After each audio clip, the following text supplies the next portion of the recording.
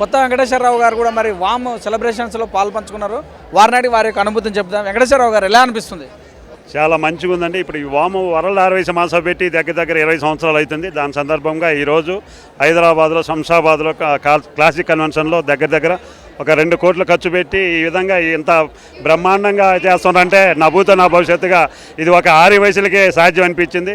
అది మన ఏ సంఘంలో ఉన్నా కూడా ఆరి వయసులు అంతా ఒకటే అనే ఉద్దేశంతో మనం అందరం కలవాలి. మనంతా ఒకసారి మన ఇప్పుడున్న ప్రభుత్వాలు కానీ పోయిన ప్రభుత్వాలు కానీ వచ్చే ప్రభుత్వాలు కానీ మన యొక్క ఐక్యత సాటాలనే ఉద్దేశంతో మంచి ఒక ఆశయ సాధనతో ఇక్కడ మన గ్లోబల్ ప్రెసిడెంట్ గారు టంగుటూరి రామకృష్ణ గారు, బండారు సుబ్బారావు గారు, టీజీ వెంకటేష్ గారు వీరి ఆధ్వర్యంలో చాలా గొప్పగా ఇక్కడ పెట్టడం జరిగింది. ఈ సందర్భంగా వీళ్ళందరూ మన ఏదో దగ్గర 50 దేశాల నుంచి డెలిగేట్స్ రావడం జరిగింది.